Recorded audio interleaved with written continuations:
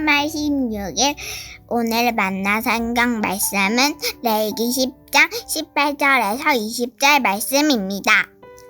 그 피는 성소에 들여오지 아니하는 것이었으니 그 제물은 너희가 내가 명령한 대로 거룩한 곳에서 먹었어야 했을 것이니라. 아론이 모세에게 이르되 오늘 그들이 그 속죄제와 번제를 여호와께 드렸어도 이런 일이 내게 임하였거늘 오늘 내가 속죄 제물을 먹었더라면 여호와께서 어찌 좋게 여기셨으리요. 모세가 그 말을 듣고 좋게 여겼더라. 아멘. 오늘 만나로 만나주시는 하나님을 기대합니다.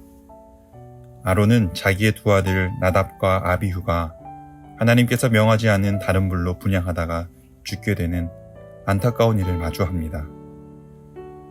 두 아들을 먼저 보낸 아론의 마음은 어땠을까요? 자신이 잘 가르치지 못해서 일어난 일이라고 그렇게 자책하며 큰 슬픔 가운데 잠겨있진 않았을까요? 하지만 충분히 슬퍼할 시간도 없이 제사는 계속 이어져야 했습니다. 그래야 회중의 죄가 씻겨지고 속죄 제사가 완성되기 때문입니다. 그런데 자식을 잃은 슬픔, 형들을 잃은 아픔 때문에 제물의 고기를 먹을 수가 없었습니다. 규례를 지킬 수 없었습니다. 도리어 지금 우리는 가족을 이뤘는데 어떻게 이 제물의 고기를 기쁨으로 먹을 수 있겠느냐고 항변합니다. 19절입니다. 오늘 내가 속죄 제물을 먹었더라면 여호와께서 어찌 좋게 여기셨으리요.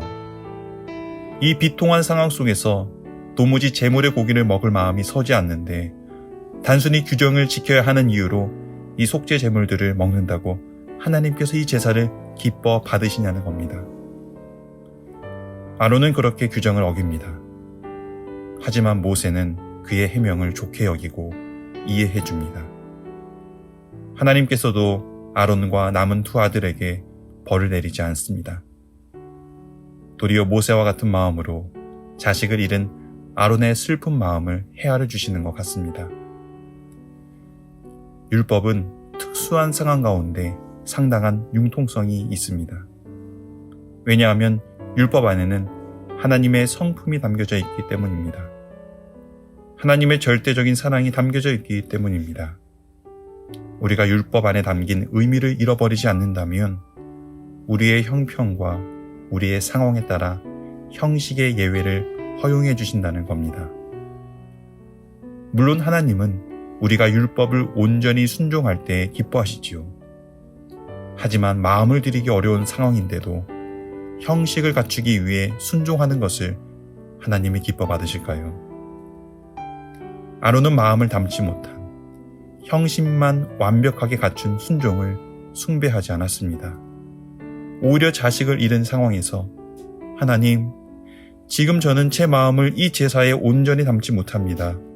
그러게 이 마음으로 제물의 고기를 먹어 형식을 다 갖춘다 해도 하나님께서 좋게 여기실 것 같지 않습니다. 라며 정직하게 자신의 마음을 고백합니다. 그 고백에 모세도 하나님께서도 그 마음을 헤아려 주시고 이해해 주십니다.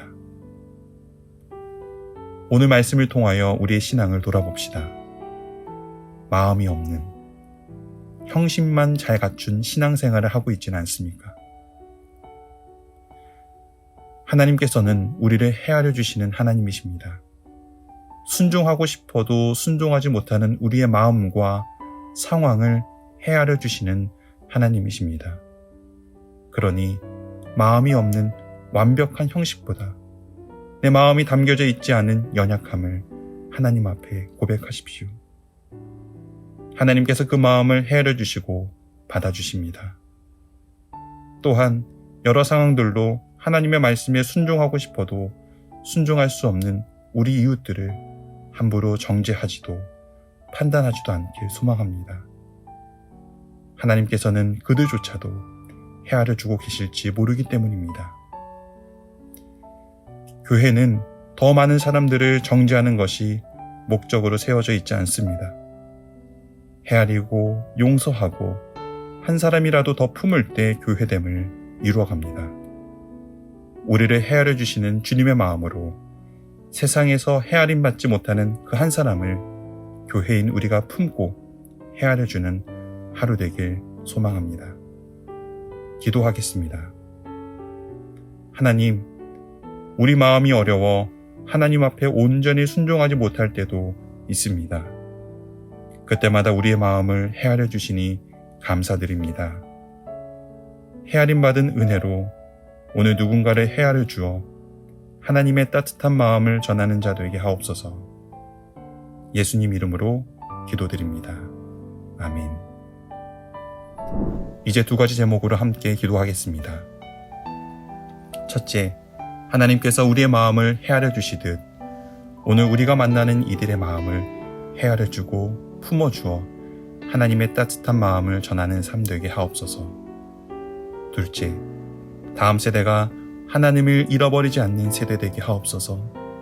하나님의 사랑을 공급받기 어려운 때이지만 교회를 통해, 가정을 통해, 또 우리를 통해 하나님의 사랑을 다음 세대에게 전하게 하옵소서. 이 제목으로 기도하신 후에 개인 기도 하겠습니다.